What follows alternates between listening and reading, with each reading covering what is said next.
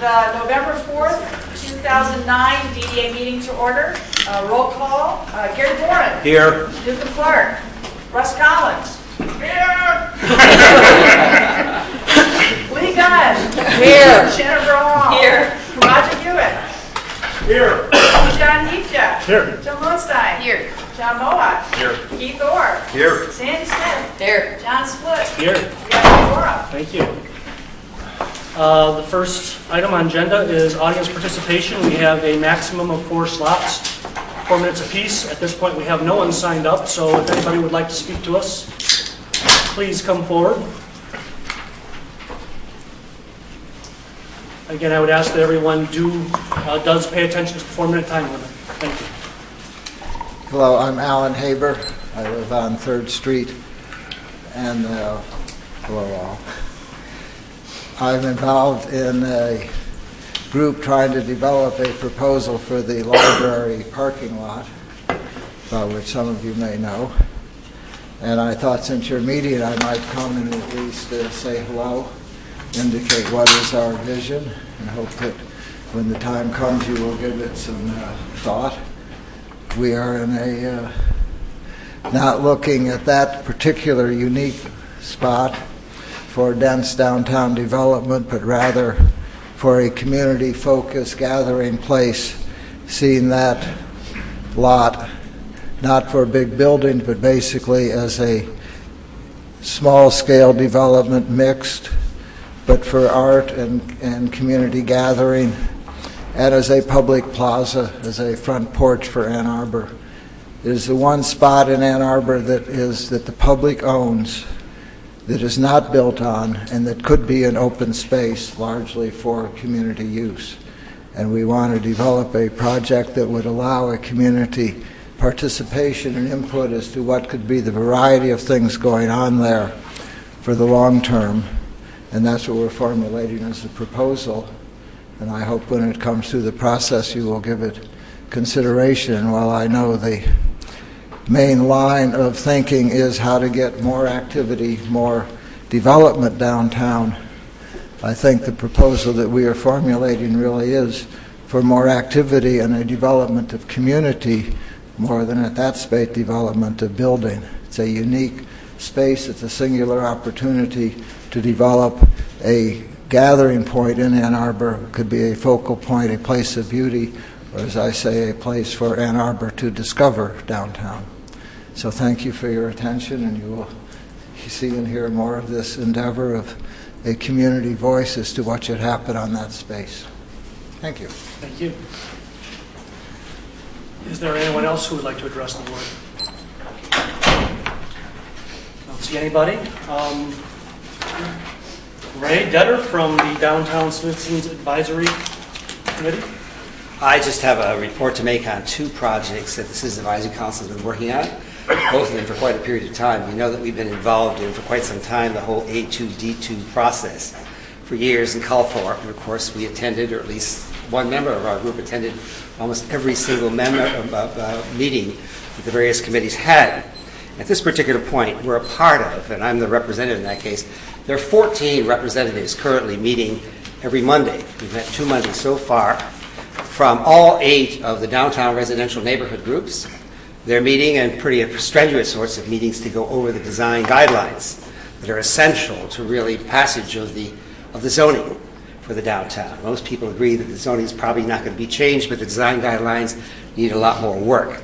And that's what we're doing at this point. We're feeding that back to the City Council as fast as we can get it. And one of the things that has to be in there that currently isn't, of course, is some kind of mandatory process and design review board that has to be clearly defined as a part of that. And we're talking about mandatory process in the sense of the process and the board, but the actual following of those guidelines may be ultimately voluntary or in the long run mandatory. We're still working on that, but right now the entire process needs more time, and we're certainly moving toward the final vote. But now it's scheduled for November 16th. And I've talked to the mayor and to others, council people, and also to Sandy Smith, and some of us have come away feeling that, and also Sabre Breer, that we will essentially get more time in order that we can do this right, perhaps move it into December, and that's perfectly possible. And somewhere, of course, I mean, that design review, we want to define the whole nature of this process, but also make it really good so that we have something that we can really work with. And that's and the Citizen Advisory Council is still going to remain very much involved in that. The second item is something that you may have seen in the newspaper. There were 2 articles a little over a week ago, and that had to do with the Downtown Ann Arbor Historical Street Exhibit Program. And I just want to say with regard to that project, that project, we've been working on that for over 20 years. And it started with the Downtown Area Citizens Advisory Council, of course, then called the Downtown Citizens Advisory Council for the Downtown Development Authority. But I don't think everybody here knows the fact that without the DDA, we couldn't have done that project. If it hadn't been for the $50,000 that we got from the DDA initially on that project, it probably wouldn't have been done today. It's a $1 million project. Most of the money has come from private hands. But this board, along with the Citizens Advisory Council, has made that possible. And a part of our whole concept with regard to the downtown was that we wanted something downtown that was not only going to activate, but create a greater sense of identity with regard to what the downtown is. And most of us would agree today that history is a major part of the identity of all of us with regard to the nature of Ann Arbor, and certainly in the area downtown. We recently won an award on Main Street. If you read that award, you'd see that a major emphasis of Main Street is the value of that historic streetscape in the downtown. But we've always felt that in addition to get all of the frames and wall images out, we've now got 22 glass frames, we got 50 wall images out, we still have 10 more wall images to go, and Jim Kostiva recently approached me and wanted another frame in front of the Union. All of that is a part of a project, that is going to be continuing, and a part of our connection was always the Ann Arbor Public Schools. And the article in the Ann Arbor newspaper a little over a week ago announced what it is that we did from last Thursday, and that is we brought in 200 students from Skyline High School, 100 in the morning and 100 in the afternoon. And we ran them through 10 tours. I mean, Ingrid Sheldon was a part of a leader in one of those, and other people in the town who are prominent with regard to the nature of where they are in the city and also their relationship to the street exhibit program. So that we got 200 kids who are now more connected to the downtown than they were before. And at the same time, the tours are built around state standards with regard to what they have to learn. So that's a major development in terms of making the downtown more involved with the community and also making, we think, a much more exciting city. Thank you. Thank you, Rick. Next item is status of task force efforts with DDA membership.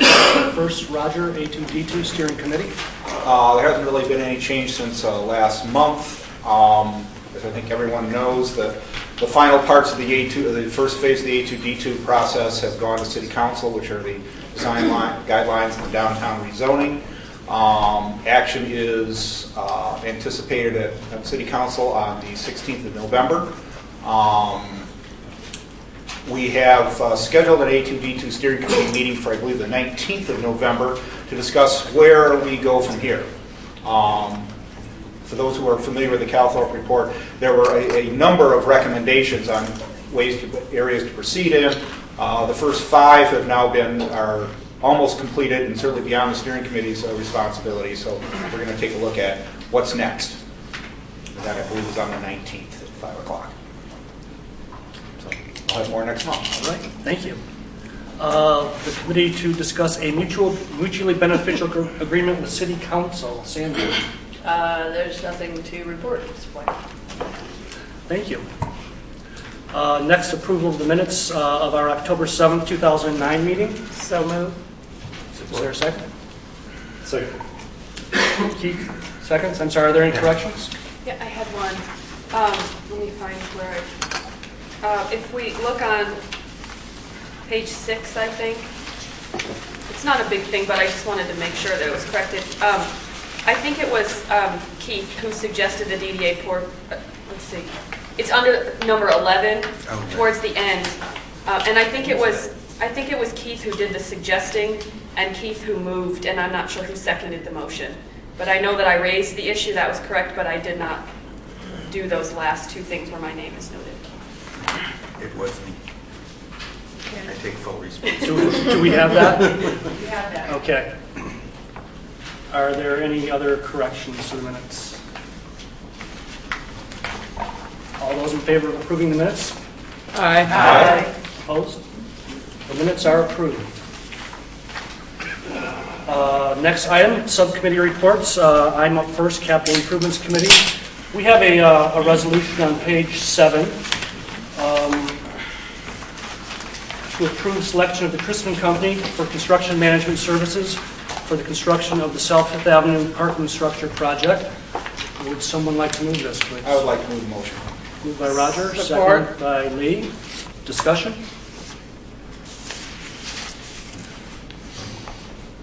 Well, I'll chime in.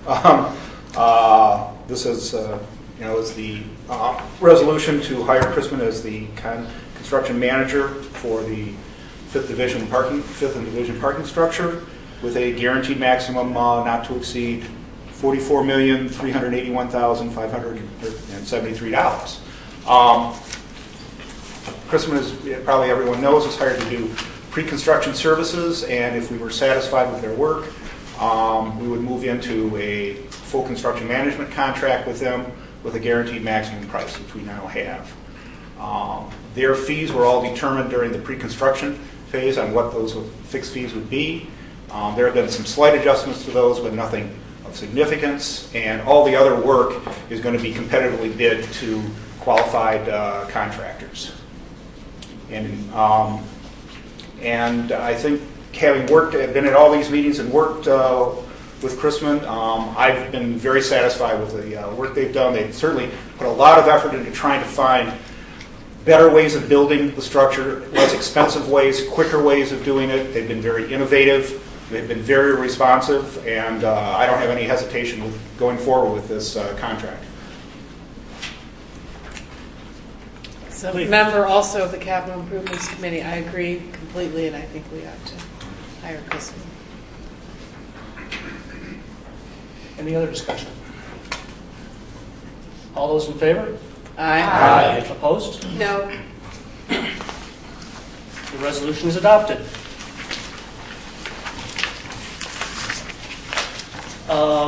Status report on 5th Division.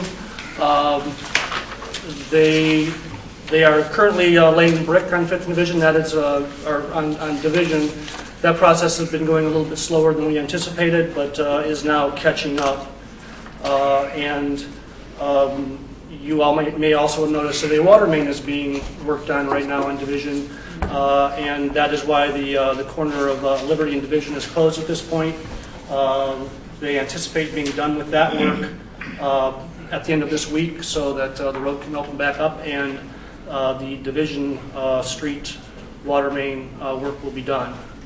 Wayfinding sign installations continue and tweaking continues. Susan, again, I keep saying that we're going to be done in a month or two. Am I still saying we're going to be done in a month or two? Yes, we're going to be done in a month or two. Okay. We in fact just got an update this morning. The MDOT signs are well underway being fabricated.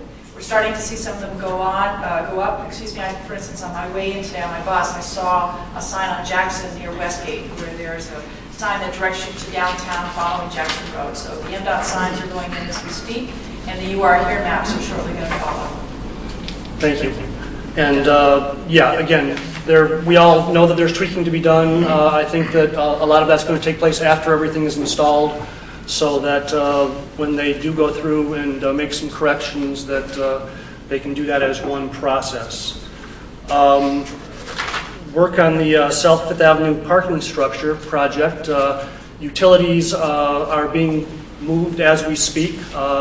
If you drive down either 5th or Division at this point, you will see a lot of DTE, AT&T workers moving utilities as we speak.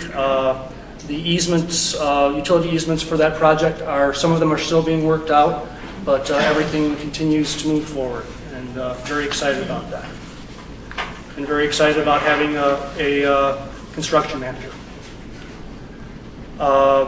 Any questions? Our next meeting is next Wednesday, November 11th at 11 a.m. right here. Transportation. John Millott. Thanks, John. In our continuing discussions about the lake, we had asked staff to do a little bit of research on successful circulators in other small cities. I think one of the challenges has been that we're not a large city, and how successful can circulators be in a community this size. So Amber did some great work. Thank you very much.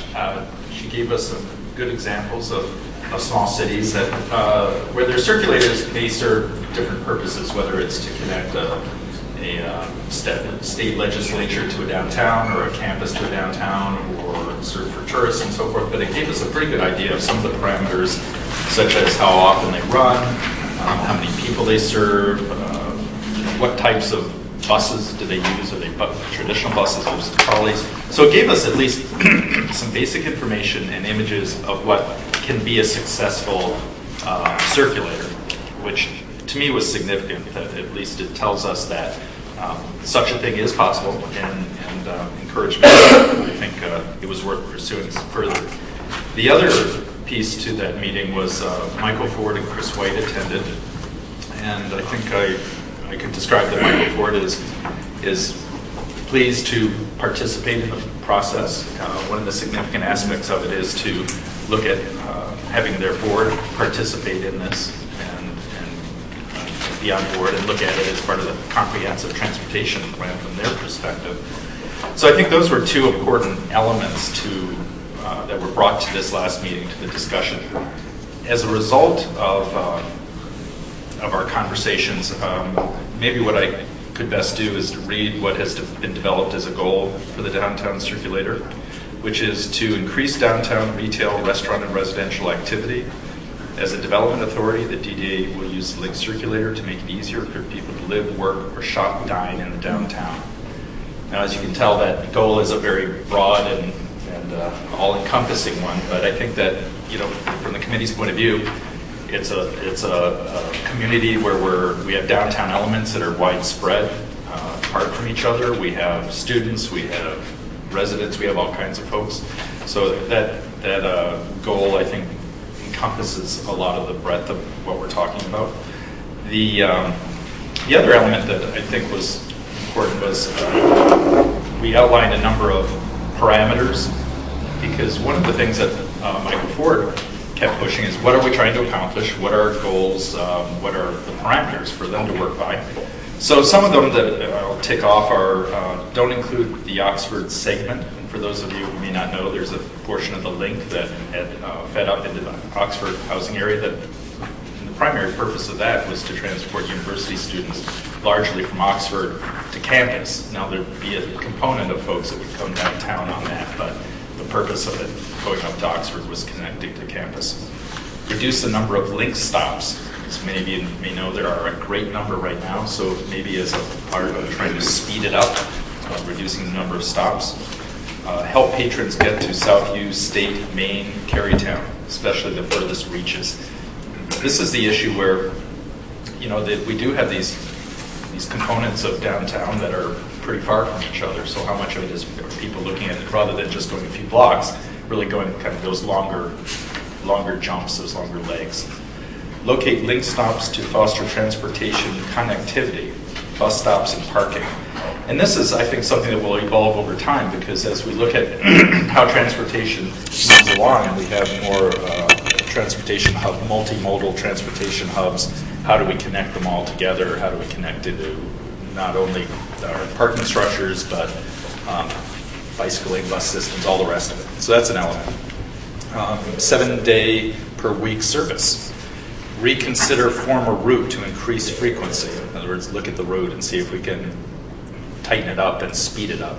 And that's a key component. One of the concerns many of us have had in the community is it's just not fast enough. Potential use for special events.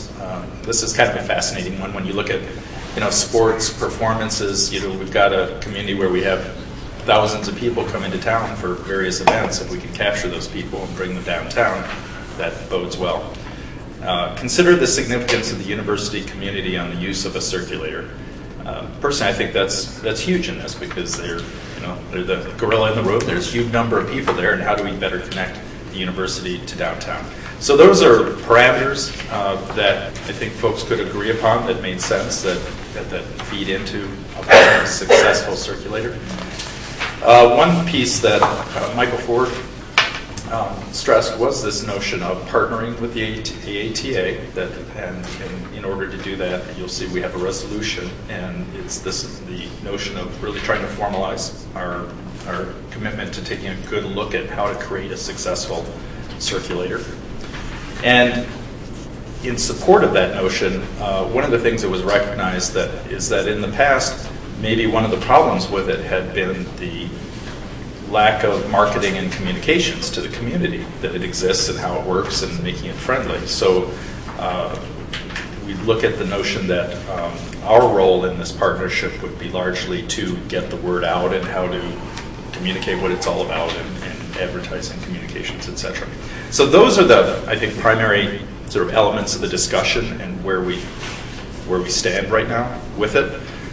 So this next step would be then to, if the resolution is adopted, then AETA would take that closer look at looking at those goals. What does that mean? Revisiting schedules, looking at ultimately what routes would be, and eventually costs. So that, I think, describes it in a nutshell, is where we are. The resolution, the package is on page 9.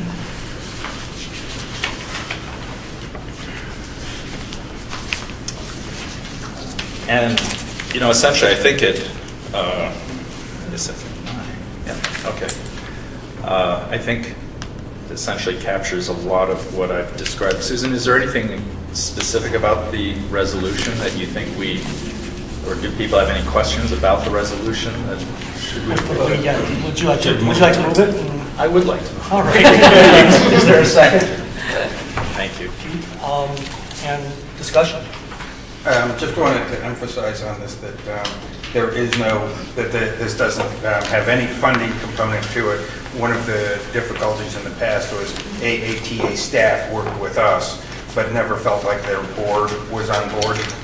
And so part of this resolution is sort of like our mutually beneficial committee is trying to say, we support this, we're looking for a similar resolution from the AATA so that both our staff and the AATA staff feel like they're working in concert with their board. Jack, you wanted Susan to address? Well, I guess I just wanted to find out if Susan had anything to add to it from any further conversations with the board, anything else that's new and exciting? Just to let you know that I did speak with Chris White about it, just to ensure that the text could convey as well as we could our interest in the partnership, and he reviewed the text. He said this looked great. So as soon as this board decides to take action, I get that back through ATA staff to get to their board. So there's already a communication line established. I think John did a great job of discussing all of the discussions we've had about the link and the concept of a downtown circulator. And I just wanted to just to make sure that everybody knew that this committee has been spending a lot of time talking about this particular concept. And I really thank Amber for doing a lot of research for us to help us understand what other communities are doing. And that I personally am a big proponent of having a circulator, and I've been wanting to see us kind of come to a point where we get to bringing the link back or some version of the link.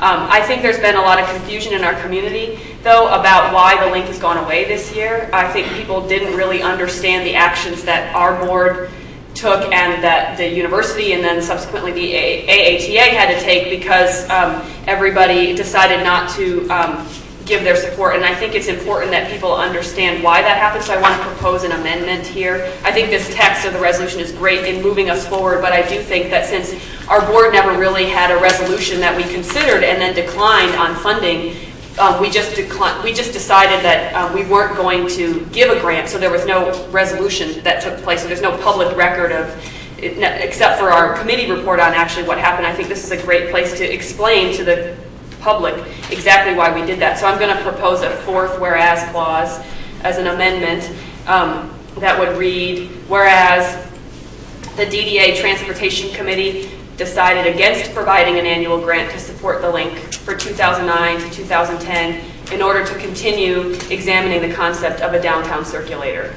I think that just follows on the previous whereas clause that says we've been working on it, and the subsequent whereas clause that says that we've determined that there is a benefit if it meets a certain number of goals, and it just kind of solidifies that that's why we decided not to do that, and so there's no confusion as to why we're now having this resolution when some people think we decided we didn't want to link.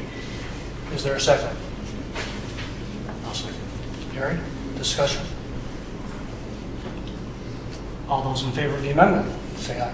Aye. Back to, I'm sorry, Russ, I didn't mean to take the floor away from you. Oh, no, that's fine. Could have been accepted as a friendly amendment, probably. The two things. One is in your statement, you said retail and restaurants, but you didn't say arts and entertainment. Oh. Which may be a part of retail. Make a friendly amendment. But well, it's not part of the amendment. It's just interesting in terms of thinking. So that's all. I mean, it's a big driver of traffic to the downtown.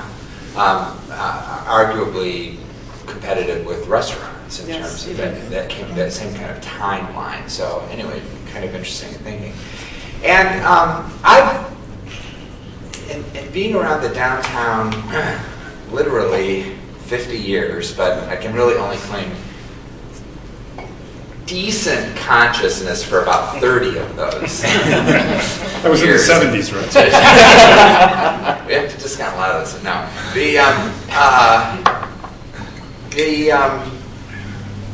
There's been a lot of attempts to do circulators, not just this last one. And they've all failed. And they've all failed because of lack of traffic. And so just because you've done something in the past doesn't mean that you should do something in the future. But two things, I guess three things in the thinking kind of are curious to me. One is you didn't put arts and entertainment in the mission statement. That's all right. The second thing is that where they demonstrated the largest amount of traffic was from university facilities. So, I mean, that was providing the greatest amount of community need, in a sense, although that draws into question where the funding should come from for that.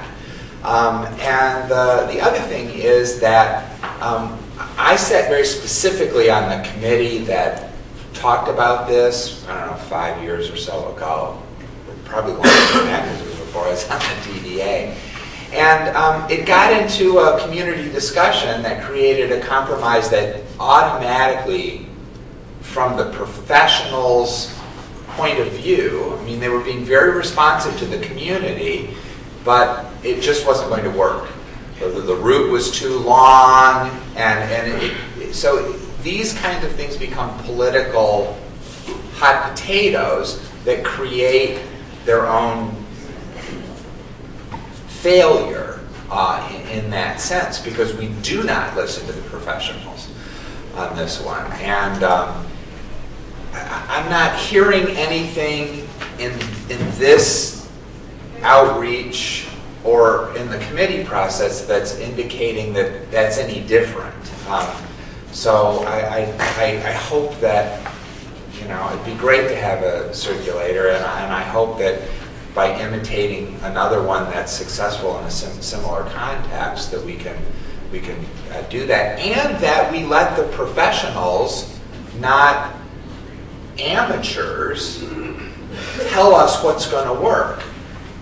Because community process is wonderful in terms of understanding the depth of what is needed.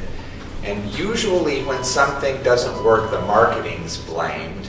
I don't think there was any problem with our marketing in the last ride. There was a lot of work put into it. There were advertising agencies that were hired. There were street signs that were put out. There were newspaper ads that were taking place. There was free rides offered for a long period of time and heavily promoted. So it's almost disappointing to hear that come in. The other thing is that this basically says that, you know, we're going to work with the AATA to do something, and I don't understand the need for a resolution on that, but that's just... Well, Russ, I guess what I'd suggest is that I think you've captured a lot of the conversation, of the breadth of the conversation the committee had about it, because I think you can go from one end of the spectrum where folks may feel that it has not been terribly successful for X, Y, and Z reasons, to those who think it has been quite successful. And one can associate all kinds of reasons for that, whether it's the Oxford Housing Link, or it's this or that, or what its purpose is. So I think in a lot of what you described is exactly kind of where we are right now. There's this notion of it's all things to all people, and maybe to be successful it needs to be. Interestingly enough, the circulators that have been successful in these other communities largely did start with a primary focus. Amber highlighted that aspect of them, that I think that part of your point is a good one in that ultimately to have it be successful, it's got to be honed down of what it is doing for us, for the community, and that be communicated out to the public. So I think a lot of your I don't know if I describe it as frustration, but I think it's how a lot of us feel is trying. We want it to work. We'd like to see something like this work, but will it work in this community, and can we make it work? We're not the professionals. We do need that other help, and that's why we want that strong linkage with AATA. We want them to have their ownership component in it, and see where that leads us. And so, it's we've God just got. bless you, and I would like to call you Solomon. Yeah. but I think ultimately it's out of this process, we've got to come up with a vision of what it would be that would include, routes and stops and costs, and either that'll work for people, that'll make sense to people, or it won't. Jennifer. Wait, okay. Well, I would just wanted to point out that the fifth, now the sixth whereas, I guess, actually does speak specifically to that, basically, that a lot of our discussion would degenerate into, let's talk about routes. Where's this going to go? And then we would stop ourselves, and this is one of the main reasons. It's because these are the folks who should really be trying to figure out the routes. And that the reason for this, actually, some of this did come from the AATA staff that felt like they needed their board to do something similar. So this is sort of our reaching out to that board. So that's why we have a resolution here. I'm going to support it. Good. I was going to say that exact same thing about the importance of the AATA board working with the DDA to understand. What we heard from staff was really that the board itself never saw the link, the AATA board never saw the link as a transportation option. They saw it as a downtown marketing piece, and that's why it kind of stayed really within our concept of funding, the staff worked on it, but it never became part of the transportation program. And I think that the committee would like to see that changed. We'd like to tell the committee that we see it as an important piece of transportation for the downtown. It's not just a cute purple bus that goes around and that we think should be a feel-good thing for the downtown. And the other thing that I think that came away from the presentation that, for me at least, that Amber prepared for us was that you could very easily take the link as it was and put it in the same group of downtown circulators and call it a successful circulator. That it was really our board decided that we didn't think it was successful for ask any person, and every person had a different reason why it could be better or why it should be changed, but none of us were in agreement on that, and that by most measures we did have a successful circulator, and at least by other measures that we were shown. So I think that that's an important thing for us all to keep in mind, that the link wasn't failing, we just wanted to make it better. Russ? It only failed because we're not doing it anymore. It's that we've had them and then we've not had them. It's more of a dialectical analysis than a philosophical, is it the right thing to do for the community? And the planning process that I took part of was not a DDA thing, it was an AATA thing, if I remember correctly, but I may not remember correctly, but I think it was. They certainly was it in the 70s? But and where we're going to have to steel ourselves is when you get when the DDA gets the call from the angry theater manager who thinks the bus should stop in front of their place, or more likely, the retailer or restaurant or whoever.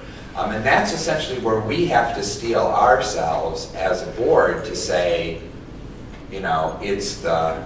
Well, Russ, some of them had models where those entities would sponsor stops. And that would be a good thing. Kind of an interesting notion.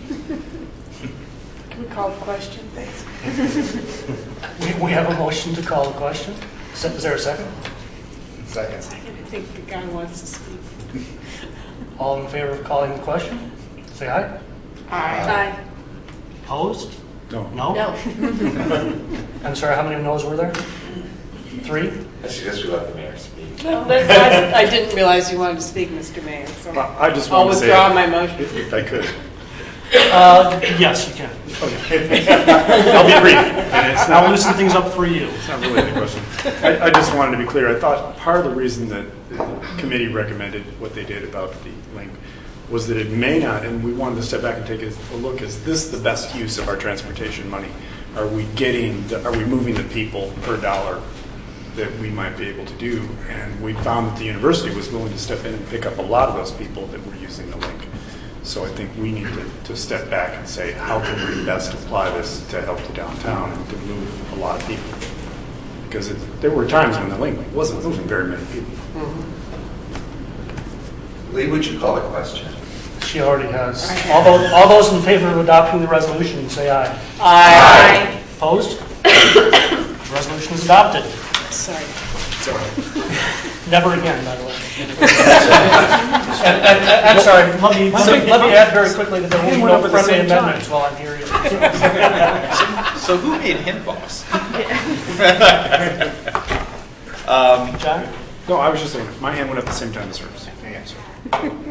Sorry.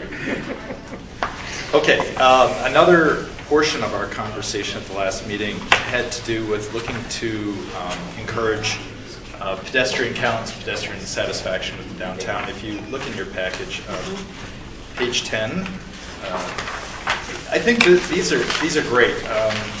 Susan put these documents together, and what it is taking items that we had brainstormed at our sort of mini retreat, or whatever Russ might call that kind of a encounter, but taking them, and the first document on page 10 is an attempt to take all those items in the left column and distill them into sort of a working list of items. Then the next page, on page 11, it's taking those items, and we'd ask Susan to think about what entities are working on these things now. So, for instance, you'll see the first one, awnings, business and property owners. Other things, you'll go down the list and you can see the city, or you can see potentially city field services, et cetera, et cetera. And then the third column is who are potential partners in these various items. So at least it tries to start to organize our way of thinking of who's covering these things now and who isn't, and how could we fit a valuable role. So as you sort of glance through it, it starts giving you a little bit of a feel for the items and who's working on them. And then maybe the most important one is on page 12 is a chart that takes these items and looks at which ones would be a high investment in cost, low investment in cost, high impact and low impact, to help us start to prioritize where we might tackle various issues. So this would be the starting point for us to look to prioritize what do we go after first. And that would be for our next meeting is one of the focuses of what that conversation will be all about. He's a notorious pen stealer. So if folks have had a chance to look at it enough to have any questions. I would like to rescind any kind of implied negative things about the transportation committee that could be inferred from anything I've ever said. This is really great. I mean, wow.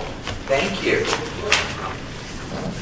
It's at least a way to get organized. And I think one of the things that's interesting about it to me is that the pedestrian experience of downtown. I'd be very interested. Anybody who talks to folks have any thoughts? I've been having conversations with Bill Sparrow, who's the fellow with the Segways. We went for a Segway ride yesterday, riding around. So it really has helped me heighten my awareness of how to use sidewalks. What are things that are conflicting on sidewalks and part of the pedestrian experience? So it's an interesting topic. I think that many other entities aren't going after. What did you set the governor's speed at? I was at a medium speed. Lee, do you have a question? I just have one short comment on the crosswalk safety. I really like those intersections that have the timed thing where it goes from 15, 14, 13, 12. So you know not to step in the street or if you can get across. And I would very strongly recommend that be part of your discussions. Or you could choose to ignore. Well, Done. I just, again, would like to laud this effort and say that it's very timely as we're finishing up 5th and Division with the new pedestrian improvements and bike lanes. This is a perfect time to be talking about this. We are spending some time with this on the city. We've recently, Councilmember Honka and I sponsored a resolution, and we've gotten a grant to do better signage around the city about pedestrian issues as well as cycling issues. And I've asked the ALT committee to take up, and that's an alternate transportation group that meets, headed up by Eli Cooper, the Washtenaw Biking and Walking Coalition's part of it, and other interested residents and staff, to take up looking at no bikes riding on downtown sidewalks. So and the downtown marketing task force has talked about that as well. So that issue will, I suspect, come out of the ALT committee as a recommendation sometime. And so there's a lot of stuff that we can pick out here. And our focus on pedestrian issues is going to probably stretch as far, and we're exploring doing, you've heard of a traffic sting, we're exploring doing a sting at a pedestrian walkway to see how many people are honoring the rights of the pedestrian to cross that street. And we're making sure that the magistrate will honor those tickets. And some of that could well be in the downtown, although the focus right now is out on places like Plymouth Road and stations like that. So this is very timely.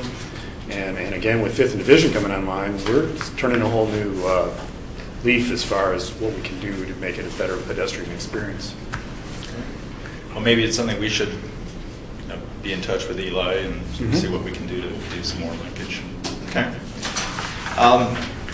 Any other questions, comments about this piece? The last thing is Susan gave us an update about status of Get Downtown, office location, looking to sublet office space.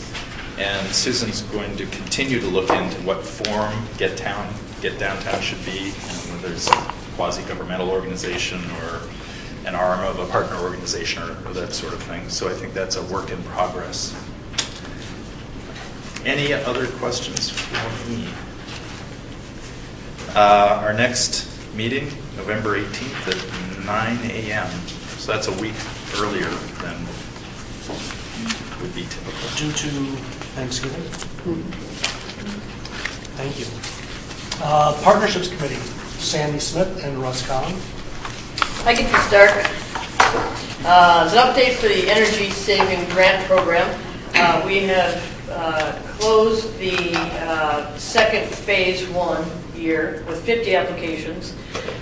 We've finished the phase, we're in the process of the phase 2 on 7 participants that have been finished, invested $71,000 in energy saving measures, and the DDA has contributed to date for that $26,578.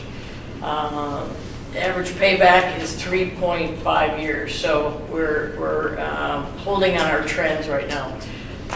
Again, the phase 1 of the second year is closed. We had 50 applicants, 52 buildings for a total of 691 square feet.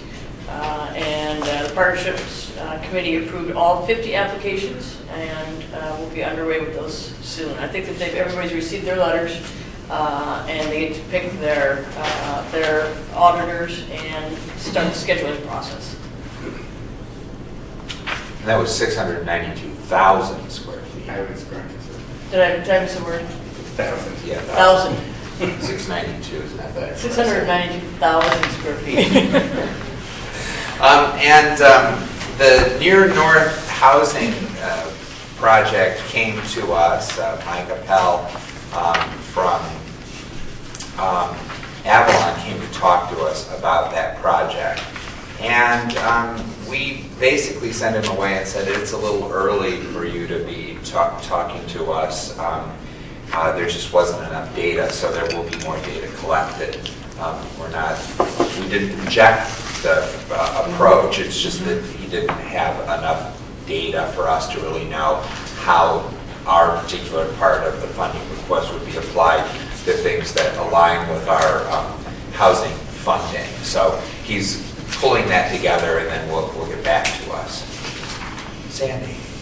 We have a resolution on page 16 that is providing a grant to the Shelter Association of $20,000. And this will provide cots and infrastructure for the shelter to add 25 more beds on a permanent basis. Right now they serve 50, and they have a warming station that's 25 people that typically end up sleeping in chairs. There's a lot of problems with people sleeping in chairs, physical problems, and it's just not the best scenario. We understand that we're having unprecedented times right now. We've got a lot of people that are requiring services. The numbers of requests for service are up dramatically. And since traditionally the DDA has invested in the bricks and mortars versus the service part of it, this is something we can do that helps immediately. It's $20,000 out of the housing fund, and I would like to move it. It's on page 16. Support. Supported by Lee. Discussion. Question. 25 of the beds are going to be at the Delana Center? Yes. And where are the other 25 going to be located? At the rotating shelters that happen at the churches. Oh, okay. I'm curious, are they doing any structural build-out in order to accommodate the 25 beds, or are they going to put them in? No, they're rearranging. Okay. They're using a floor that's currently used for other activities, and this expansion was specifically in anticipation of the oncoming winter season. John? This coincides, I would just mention, we've had, I think we've discussed this at the last meeting, we've had this working group, Susan is a member, and Sandy and I, and Safer Briere, and city staff, and city county staff, and the community development department. We're moving a resolution on Thursday night that the city is going to contribute is $159,000 to this emergency effort, and some of that is for a year of housing for 8 families. So that we're going to step up and help to meet that need, because it's not just the single adults, it's also families that are overflowing the facilities, and it's just we're trying to have all those in place by the end of the month so that we can be in a position to deal with, which, as Sandy said, it's certainly in the lifetimes of anyone here, it's unprecedented that the economy would be in a situation that it is. So I would appreciate your support of this as well. And I just wanted to explain, these are not your normal cot or bed. They need to be extremely heavy duty. They need to have the capability to be sterilized, washed down with a hose, whatever. So, John? In the request, it makes reference to the attached budget for $20,000 covers those expenses. But I didn't see it. Can you tell us, is $20,000 buying 25 cots? Are they really heavy-duty expensive cots? It's 25, just to understand. 25 beds, cots, and then the sleeping arrangements for the 25 people that will be going to the rotating shelters. And that can... that's 50 beds. 50 beds, but 25, 50 people will be served with this. Okay. With 25 physical beds and 25 of the bedding. So the 20,000 is going towards the beds and cots. Mm-hmm. That's Capital costs. Okay, Right. Just the capital costs of those beds and those cots. Okay. Correct. And the city money that John has referenced is the case management money, the human service component to And we're going to be going to the county as well. In fact, our combined community development department is working on what the ask is going to be for the county. So put this in place for winter. Further discussion? All those in favor of adopting the resolution, say aye. Aye. Opposed? The resolution's adopted. Next item that we covered was the Ann Arbor Arts Alliance made a request for $25,000 for an arts web portal. Again, much like the Near North request, although it's a much smaller amount of money, we asked for more information from them in terms of what the impact is, how other kinds of arts portals have served communities, and those kinds of things. So we did not reject the proposal, but we were not easily persuaded at that particular meeting that this was a proposal that we wanted to bring in front of the board at this time. And then briefly, we finished up with continuing the dialogue of the mission of our committee and whether it's working the way that we really think it should. We got a chance to hear from council. I think Marty Teal was there and Bonnie Bonus from the Planning Commission. Thank you. And they really felt that there was a value to being there and participating, and that's one of the concerns that we had, is that we were not, it wasn't a two-way street. So we were happy with that. We've decided we will make sure that we allocate some time during the committee meetings for them to have dialogue back with us so that we are informed on what's going on there. So right now we're just kind of plodding along and willing to accept whatever gets kind of thrown in our direction, and we'll digest it. We suggested that maybe we change the name to the Gutter Committee. Just like in bowling. If you're not right down the alley, you end up in the gutter. So we handle all this stuff. It was funny at the time, but it's not as funny right now. So. Work on that material. Yes, it's kind of funny.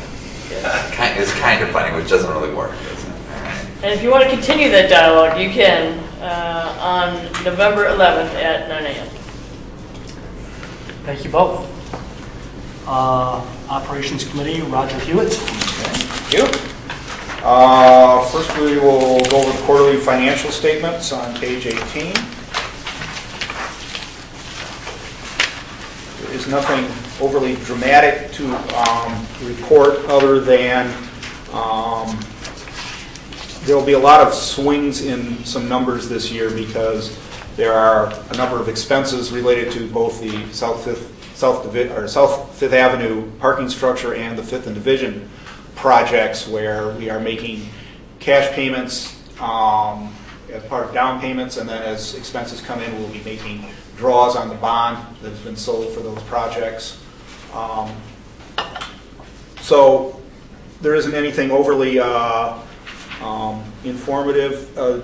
On our TIF income, the first line there, where I've received most of that income. That's the property tax payment that supports our TIF, and most of that is in for this year, as well as some interest on the bond that is the city now holds, and we collect the interest on.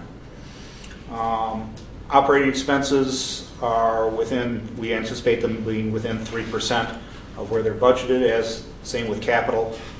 Again, on both of these, the expenses are not uniform throughout the year. We get a lot of invoices for work that's done in the summer in the first and second quarter, so there's a lag time in it. So the quarterly numbers aren't particularly helpful when viewed against the entire year because of the construction season weighs that in one direction.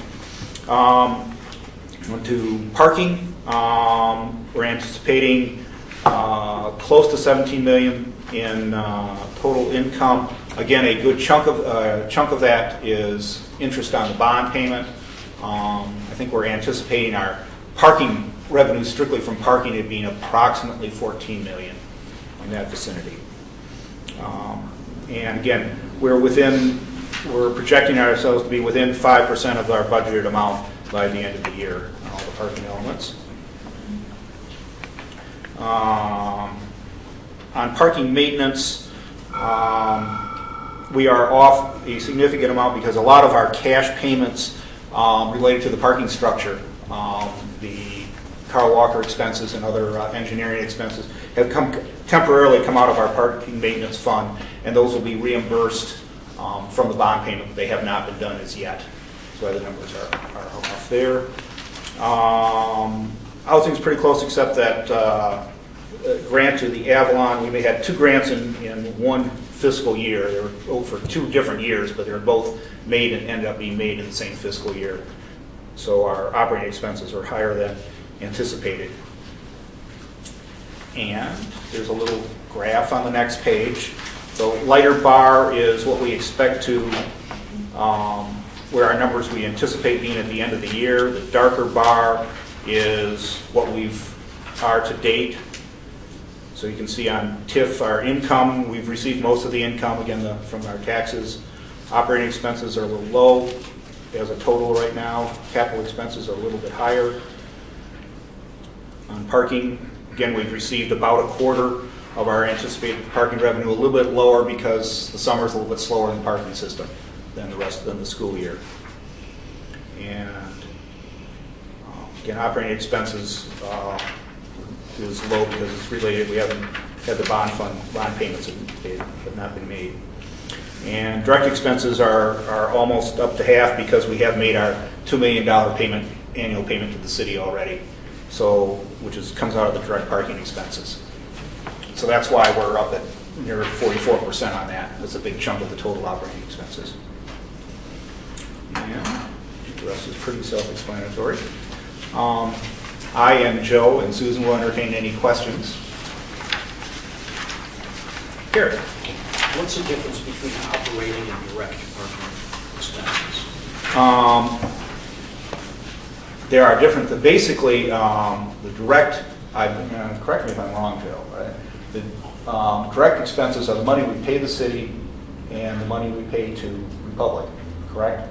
Anything that's directly towards the rents for the lots we rent. Mm-hmm. Operating is just the general overhead of the DDA. Mm-hmm.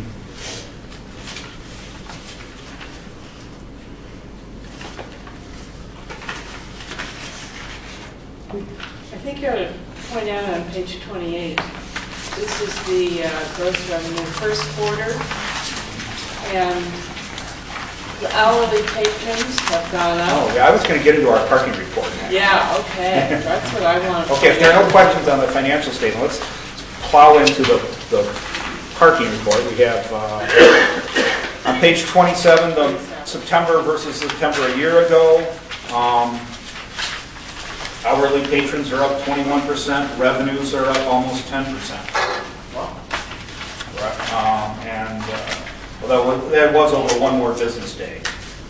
If we look on the next page, the first quarter of our fiscal year, revenues are up 8% and hourly patrons are up 23%, and over the same number of business days. So, despite the economy and despite everything else that's going on in Southeast Michigan, the demand for parking continues to grow, both in number of users and in revenue taken in. And the parking rate increase, I believe, went into effect July 1st a year ago. So this first quarter, this year? Yeah, this is just a couple months ago. Okay. But it's So, here. It's yeah. So that where our increase is? in the revenues, but not in the number of patrons. Not in the number of patrons. Yeah. Keeps going up. And just as a personal note, I am now parking in about 3 or 4 parking structures every week, and the number of empty spaces is pretty small in most of them. I didn't know you had that many cars. Yeah, I just park one and walk home and then drive another one in. He has that many businesses. But there is certainly a pretty high percentage use in the parking, at least the parking structure system, from personal observation. Okay. Questions? I would just note that this should be sent to Lansing and Washington, D.C. as a leading indicator. Turning around. Yeah. Well, it is certainly, even during the worst time in the last year, our parking numbers stayed about even. And the fact that they've, continued to increase in a time of economic downturn is certainly an indication of the desirability of downtown. Well, and if I could, bus ridership, as I understand it, has stayed up. Mm-hmm. And we're certainly seeing more people using the bike lanes, and bike loops are filling up more than I've ever seen. Yeah, just anecdotally, I noticed the bike loops are getting a lot of use. Sandy? Can we add to this report significant events that add to or detract from parking? I mean, I think that we around the table know when a new lot has been opened or we've lost, the library lot, for instance. But if we could footnote when these drastic changes are, because for those that are not here all the time, it could be very confusing. Yeah, we can certainly just footnotes of, lots that were closed or reduced in. Or even major construction on streets, because meters will be down significantly with the Fifth and Division work, I would imagine. I think that would be useful. Good idea. Well, following up on that, I think it might be helpful if to add another column of like number of available spaces for each to compare, because that kind of goes along with the major events. At certain times there's less spaces or more spaces in each of the structures, in the different months because of different events. So if that were added, it would be really helpful to understand. By available spaces, how many spaces are available in each location? Like for on September, so September, I'm just thinking like at one point in time the library lot was resurfaced. I don't know when that was, but there wouldn't, during whatever month that happened, there wouldn't have been those hourly spaces available. So if you're comparing, the month that it was resurfaced to the same month the following year, you're going to see a drastic increase in the number of hourly patrons there because you didn't have parking there. Well, I think that's what Sandy was trying to get at with your footnotes too. Right, and I'm just suggesting that a better way of addressing what she was asking for was to actually list the number of spaces by... They're out of commission, you're saying? No, the number of spaces at each of the places that are here, you would have to know how many, don't we know that? Like, how many spaces are at First and Washington? Yeah. How many are out of service every month? We probably can determine that from structures and surface parking lots. Not out of service. How many are available? Not out of service. Out of service. Okay, we could certainly put how many are available in each month. The parking meters would be a almost impossible chore because I don't think we even have an accurate count on exactly how many parking meters we have, and it varies. Right? We don't know. Do we? Okay. From month to month. How many are bagged? Well, yes, we have bags. You're going to increase your revenue with meter bags overall. It's accounted for. We'll see what we can come up with. Thank you. Russ? This is kind of a general note, and that is that we have committee meetings where the very details of the financials are examined. And I know running a nonprofit organization, there's this real difficult balance between, an organization like the DDA and an organization like the Michigan Theater is totally open in terms of, all of the numerical information that's available. But what becomes difficult is when a board gets a report and how much detail and how much summary that is provided. And so one of the things that I'm going to encourage in my role as treasurer is that we actually try to compact the reporting that's done at the board actually for greater understanding, not diminished understanding. Because sometimes you get overwhelmed with the amount of data that gets committed. And any board member should go to Joe, any board member should attend a committee meeting that wants a very detailed information about stuff. And Joe's got 10 times, 20 times, 1,000 times more depth of detailed information that we as board members and that the community should feel free to go ask for at any point in time. So I'm going to, any comments that people have about how we report numbers and what might be helpful would be very helpful to me And again, I ask that so that as we work to try to clarify those reporting dynamics of the financial operation of the theater, we can do so in a way that creates clarity for the board members that sit here. And then each committee is going to go into more depth in terms of where those details are. Yeah, and Russ and I have discussed it, and the financial statements we have now are something I inherited when I took over operations, and I agree that there ought to be a way to present the information in a clearer and more understandable manner. And I think you and I have discussed trying to work on coming up with some ideas on how to make the financial statements as transparent and as understandable as possible. In running my organization, I found that sometimes more information doesn't enhance understanding or clarity, it actually can cloud it. So that's where understanding what the board's interest in terms of those things would be very, very helpful. More visuals, more color. Circles and arrows. Color, yeah, he said color. Nope. Yeah. Too expensive. Okay, any other questions? Financials or parking statistics? Okay. The only other thing on my agenda is going over sort of where we are in transportation demand management.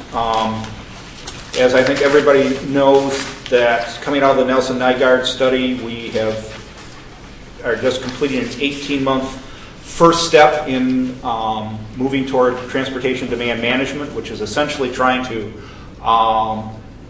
offer a broad range of transportation options to the community and letting people base their transportation decisions on price, convenience, angst, a number of different choices, so that the issue is that I've got a monthly permit, so I'm just going to drive and park every day. There's a higher cost to that than someone who has other options. So, and the strategy here is essentially to use carrots and sticks. Carrots being, lower cost options, sticks being higher prices for the most convenient access. A lot of these ideas are on more of the theoretical. They've essentially come up through the academic community. A lot of them are conceptual, and there's not a lot of examples around the country. There are cities just like us who are experimenting with this, but there isn't a manual on how to do this. It's sort of, we're inventing this as we go along. And indeed, some of it we've done even before the Nelson Nygaard study, when we shifted the cheapest parking to the parking structures and made the parking meters and the surface lots more expensive, meaning the most convenient parking was more expensive, the less convenient parking was less expensive. And what we're trying to do is carry that into a whole range of different policies to encourage that. The two sort of important goals are to encourage sustainable transportation and try and get as much efficiency as we can out of the parking system by spreading the demand as broadly through the parking system as possible.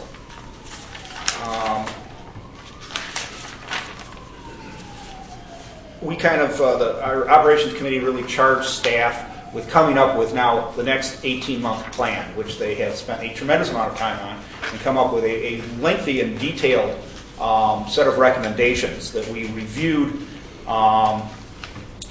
and we've decided that we want to discuss these further, and we also want to start to work with the Transportation Committee on some of these ideas, but we want to do a very measured and careful implementation of this so that the public understands what we're doing and why we're doing it and what the goal is, and that we don't damage the financial underpinnings of the parking system. Obviously, we have to still stay financially solvent. But the three basic points we're going to be working on are creating more commuter options to help facilitate transportation alternatives, We want to provide parking patrons with more information so they can understand what their options are, where to get information, what the rationale is. And then certainly the most controversial part will be using both discounted and premium pricing as a tool in parking choices. So that price of parking will be based on convenience, time of day, geographic location, and based on demand. We plan on both working with the Transportation Committee and also with the larger downtown community to get feedback on this. When you look at the general terms, it all sounds good. When you start to get it down into specifics of, is the parking meter in front of my business going to be more expensive or less expensive, it gets a lot more complicated. And again, since we're kind of inventing this as we go along, we want to be careful that we have heard from the downtown community and the parking users, and they understand what we're doing and can comment on that and give us feedback so we can design something that's going to be attractive. So we'll be coming back with more information. We'll probably be discussing with the Transportation Committee first. But we did not want at this point to get into a more extensive laundry list because we're still trying to figure out the best way of getting this information out. So that's a very general report, but if anybody has more specific questions. Okay, great, thanks. Our next meeting is November 18th at 11 a.m., also 1 week earlier because of the Thanksgiving holiday. Thank you. Are there any other DDA business matters? Any other members of our audience who would like to address the board? Seeing no one, would somebody like to move? Move we adjourn. Roger, seconded? Second. Russ, all in favor? Aye. We're adjourned.